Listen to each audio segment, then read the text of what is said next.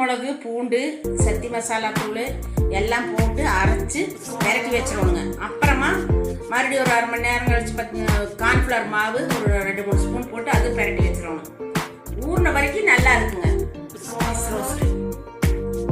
அது மீன் குழம்பெல்லாம் நாளைக்கு சாப்பிட்றது இன்னும் ரொம்ப நல்லா இருக்குது. இதுவுமே ஃப்ரீசரில் வச்சிருந்து நாளைக்கு ரோஸ்ட் பண்ணி